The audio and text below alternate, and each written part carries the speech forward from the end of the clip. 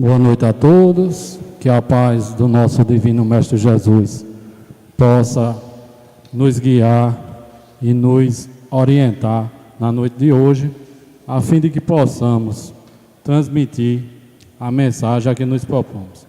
Desde que adentramos a doutrina espírita, seja através da casa espírita como esta, seja através dos ensinamentos espíritas, sobretudo através das obras kardecianas, somos informados que a doutrina espírita possui um tríplice aspecto.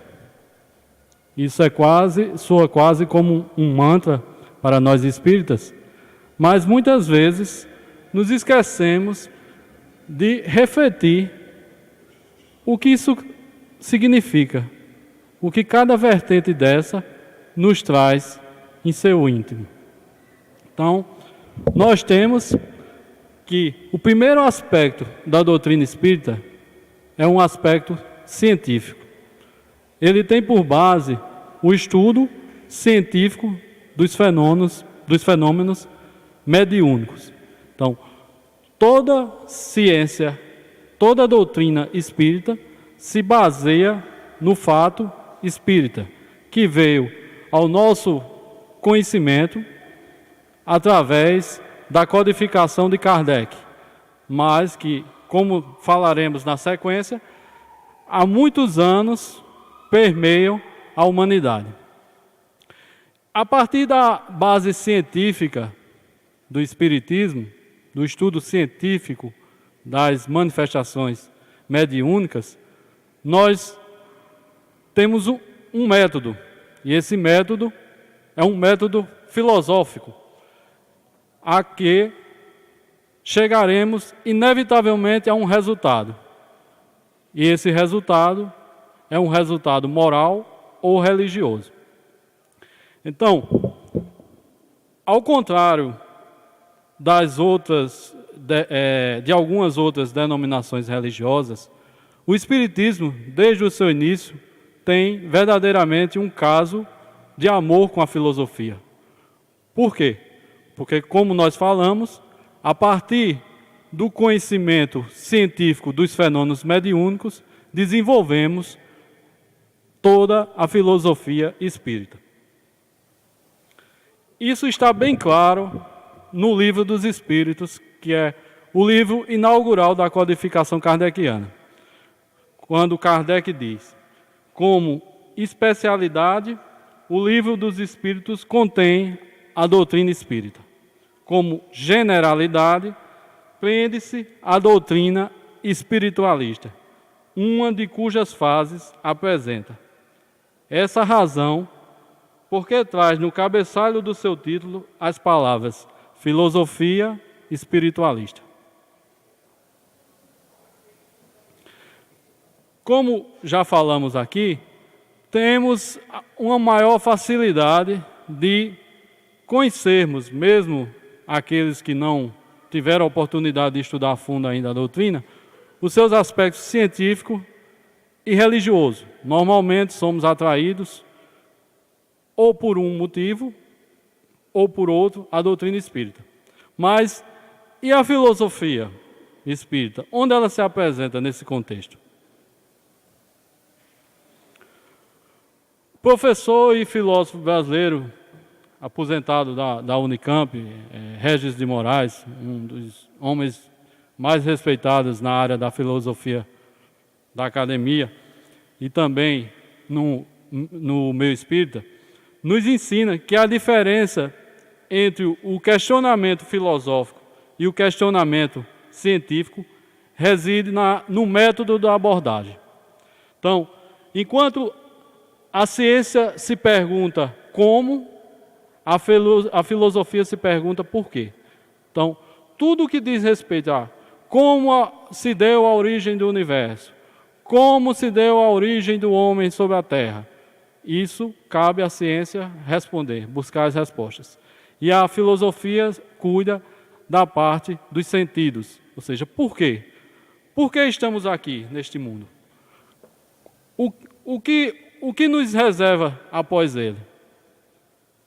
Então, essas são as diferenças básicas em rápidas palavras entre o questionamento científico e o questionamento filosófico propriamente dito. Kardec, ainda na introdução do Livro dos Espíritos, afirma que a força do Espiritismo não está nos fenômenos.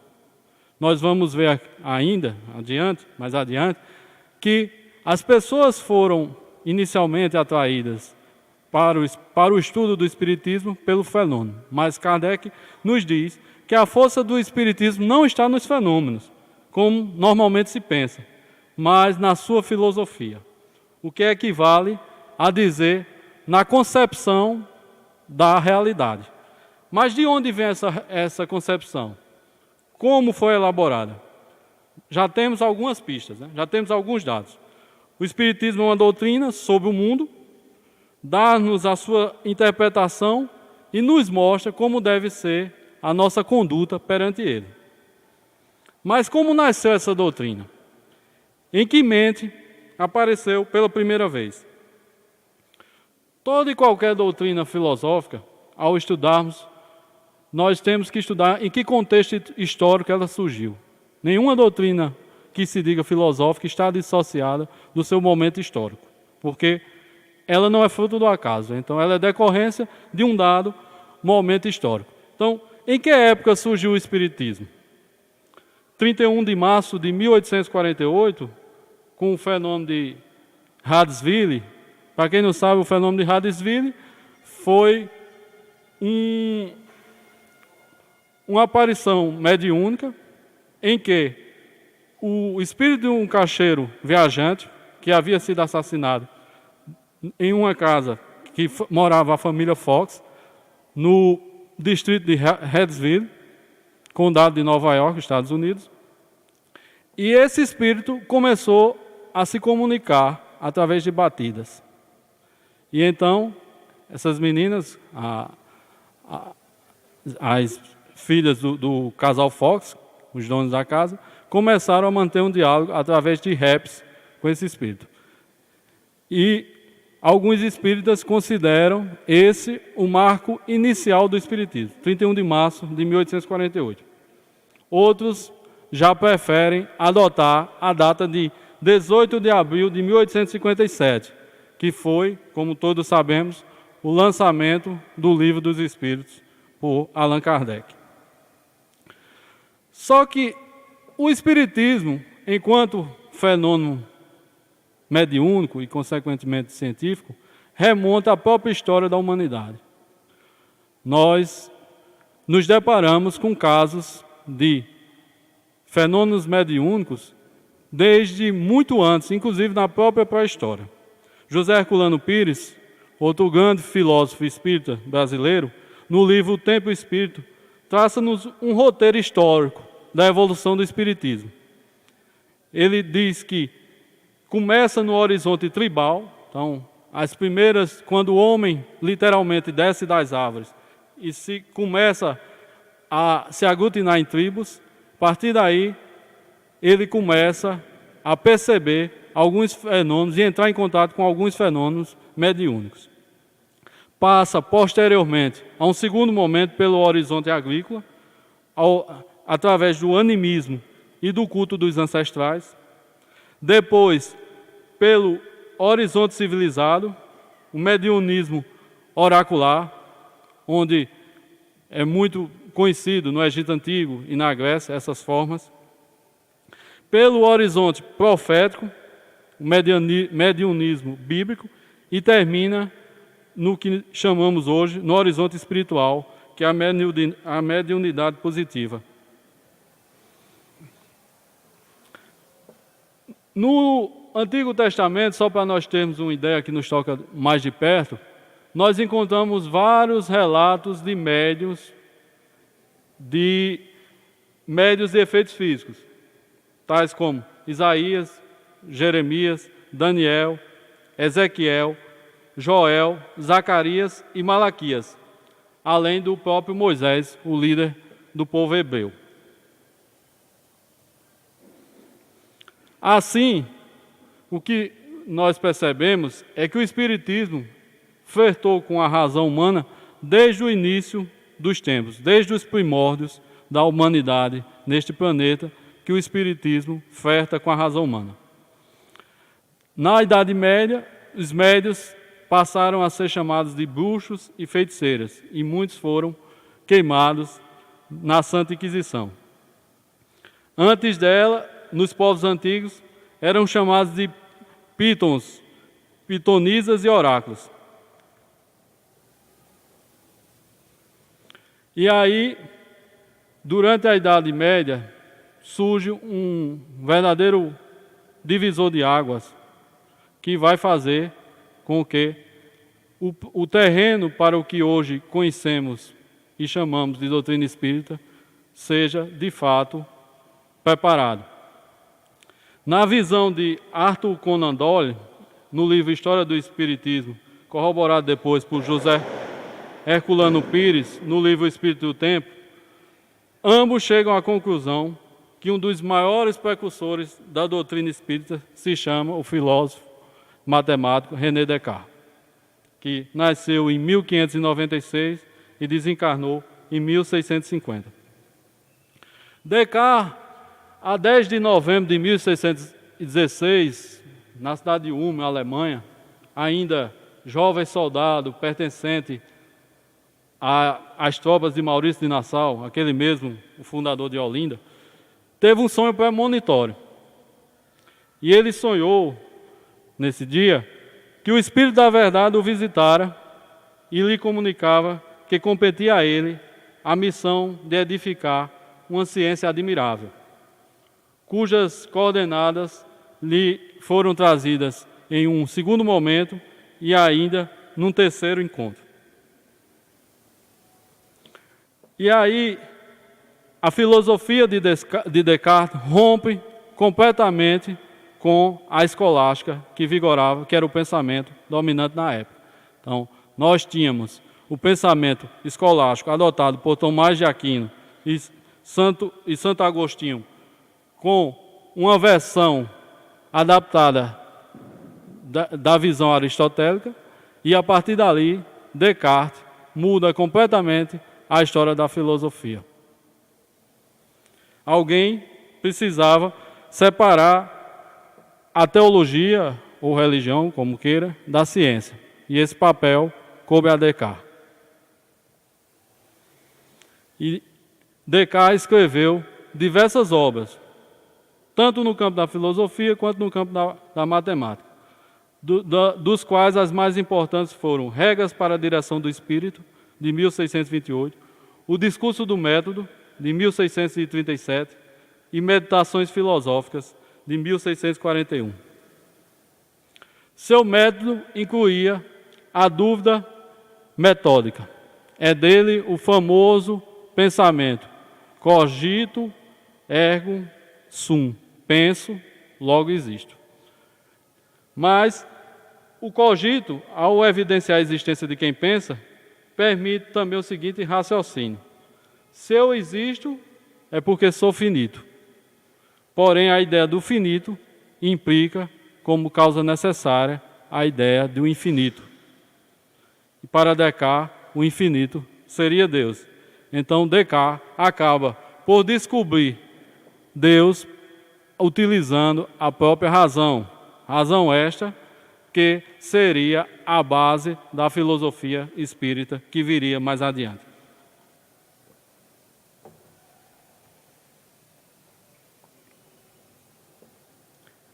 Então, a divisão cartesiana entre espírito e matéria, somada ao trauma das perseguições medievais, conduziu Descartes à percepção do universo como um sistema mecânico, consistindo em objetos separados, cuja teoria mecanicista está até hoje na base da ciência moderna. Inclusive, foi o próprio Descartes quem descobriu, em pleno século XVII, que a glândula pineal era responsável pela conexão entre corpo e espírito.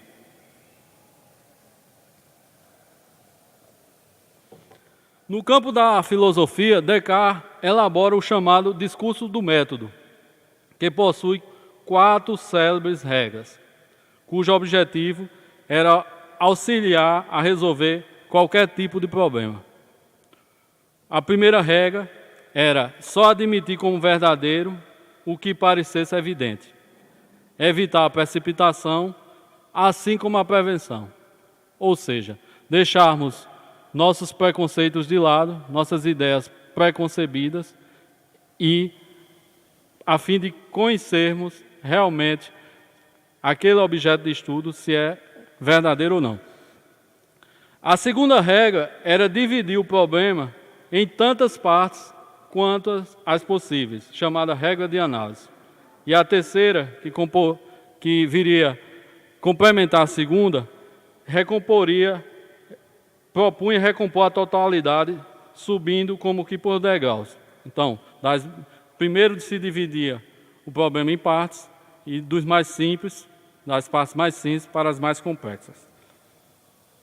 E por fim, a quarta regra propunha rever o todo para se ter a certeza de que não se esqueceu de nada e que, portanto, não se incorreu em erro. Na sequência, um século depois de Descartes, nós tivemos outro grande vulto da humanidade, chamado Emanuel Swedenborg. Swedenborg, em abril de 1774, teve um transe mediúnico e, nessa visão, adentrou o mundo espiritual.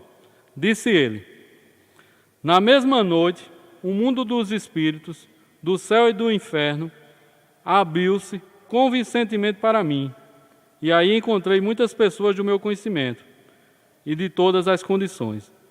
Desde então, diariamente o Senhor abriu os olhos de meu espírito para ver, perfeitamente desperto, o que se passava no outro mundo e para conversar em plena consciência com anjos e espíritos. Deixou algumas importantes obras, Swedenborg, entre eles O Céu e o Inferno, A Nova Jerusalém e A Arcânia Celeste. Enquanto Descartes se encarregou, seu papel foi preparar o campo da filosofia para a doutrina espírita, Swedenborg preparou o campo da teologia.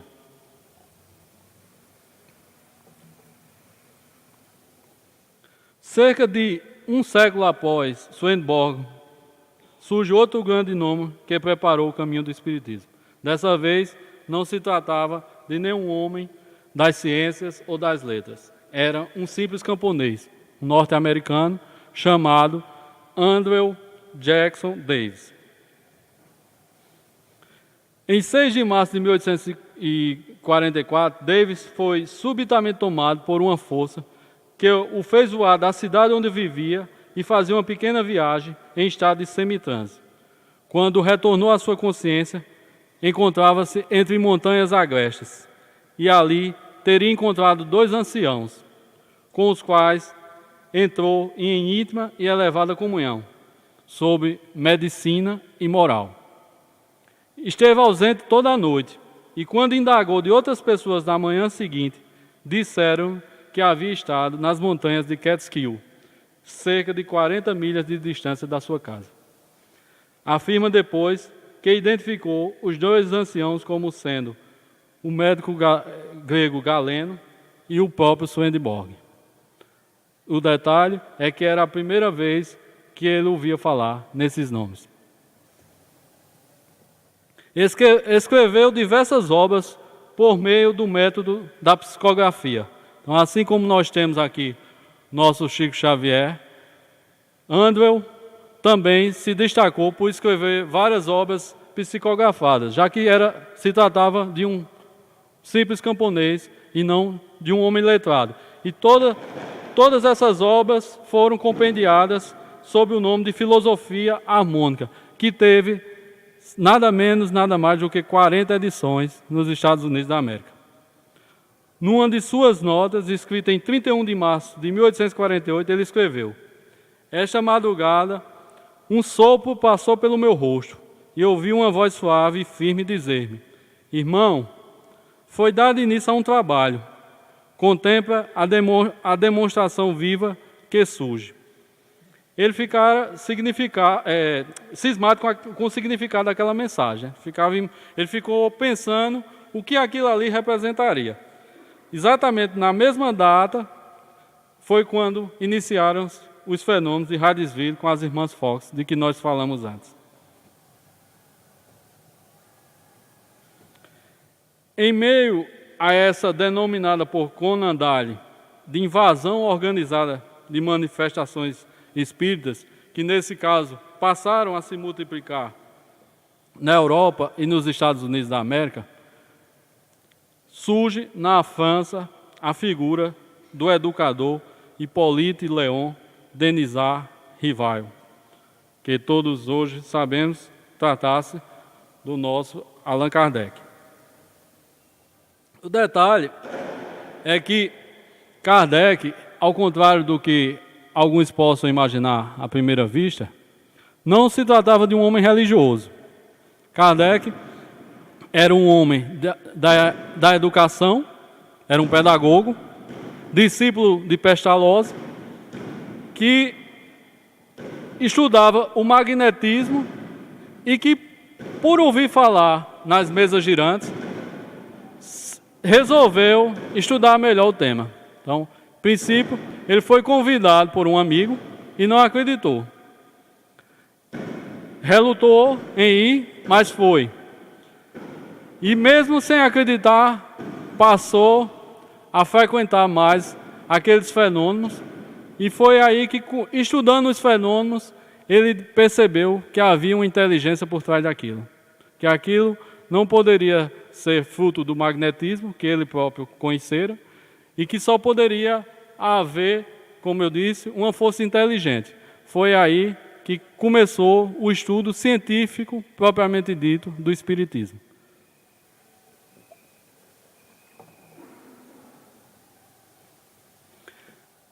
E Kardec fascinou-se principalmente pela mediúnica da escrita.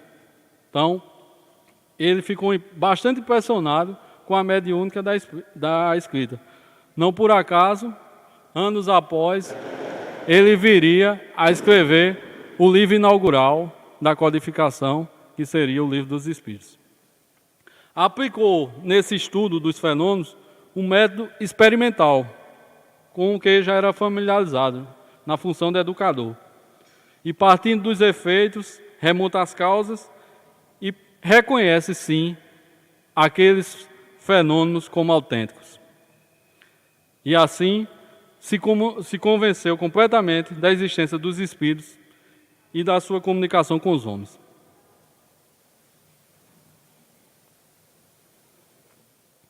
Pois bem, interessante observar é que Kardec, antes de escrever o Livro dos Espíritos, se a gente parar para pensar, ele foi fortemente influenciado também pelas ideias iluministas que vieram do século XVII, século XVIII antes dele.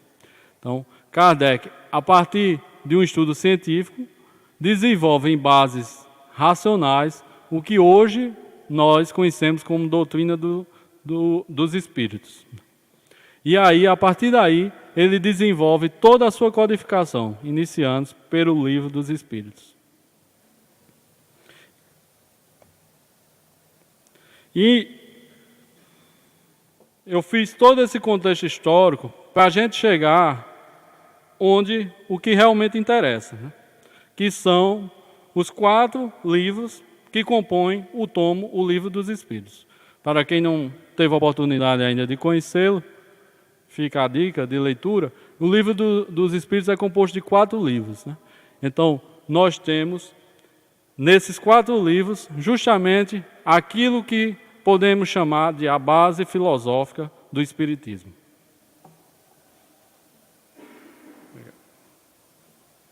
Então, os 4 primeiros capítulos que compõem o livro primeiro versam sobre o que na filosofia chamamos de ontocosmologia. Ontos, em grego, significa ser humano, ser supremo, o ser de todas as coisas, ou seja, a essência de todas as coisas. Já no livro 2, nós encontramos o que o professor Regis de Moraes denomina de eixo antropológico interexistencial, composto ao todo de 11 capítulos, versando sobre o significado do ser humano, as relações interhumanas e as relações entre seres humanos encarnados e seres humanos desencarnados. Aquilo que José Herculano Pires vai chamar de interexistencialidade, escrevendo inclusive um livro sobre esse assunto. No eixo seguinte de O Livro dos Espíritos, o livro 3º, nós encontramos o chamado eixo ético-moral. É o termo utilizado, o termo técnico utilizado pela filosofia para dizer os compromissos do homem com a imanência e com a transcendência.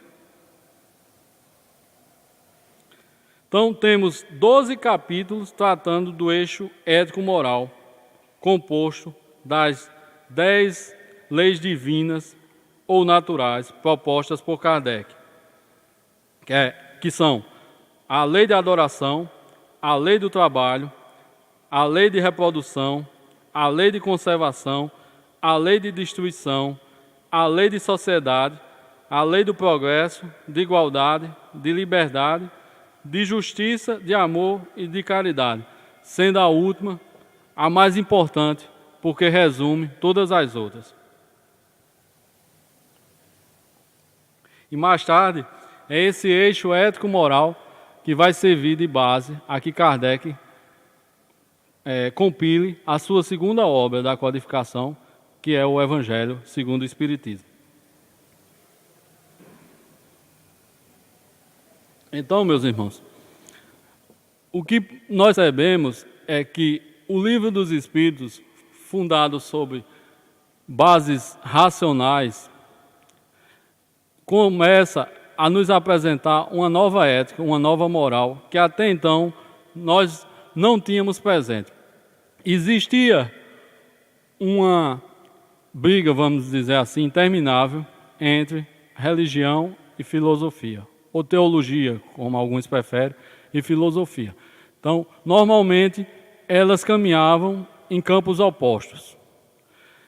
O grande mérito da doutrina espírita, a nosso ver, é aproximar, por meio da razão, a fé da ciência, que andavam separadas até o século XVIII. E é construindo essa filosofia em bases racionais que Kardec nos apresenta as leis naturais ou divinas no livro 3º do Livro dos Espíritos, que posteriormente vai servir de base ao Evangelho segundo o Espiritismo. E essas leis morais servem para toda a humanidade, não serve, diferentemente de as religiões de um modo geral, que são baseadas em um livro sagrado, um livro revelado, as leis morais estão em a natureza. E Kardec, ele teve o trabalho e o mérito de dissecar essas leis e de apresentá-las para todos nós. Mas essas leis morais estão ao alcance de todos, sejam eles espíritas ou não, ou tenham, inclusive, nem ouvido falar do próprio Espiritismo. Na questão 648 do Livro dos Espíritos, Kardec indaga justamente aos espíritos superiores o que eles pensam, o que eles acham da divisão dessas leis em 10 partes. Essas que eu acabei de citar anteriormente.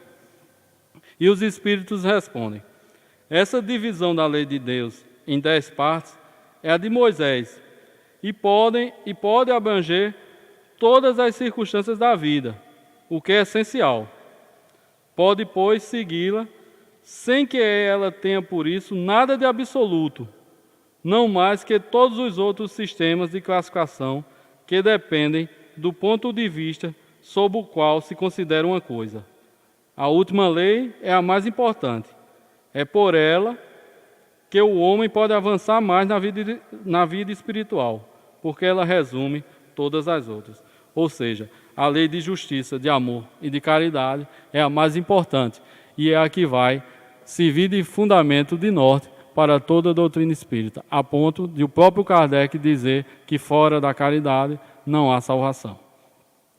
Por fim, encerrando a nossa apresentação, e já que nós estamos tratando de um tema filosófico, eu gostaria de exibir um vídeo e eu queria que vocês prestassem atenção na imagem. E esse vídeo, ele vai nos mostrar, nos revelar a maneira como cada um temos de encarar o mundo e de enxergar o mundo. Então, nós reclamamos muitas vezes da humanidade, da situação pela qual o mundo está passando, mas esse vídeo nos traz o mérito de mostrar que essa visão pode ser diferente e que só depende de cada um de nós.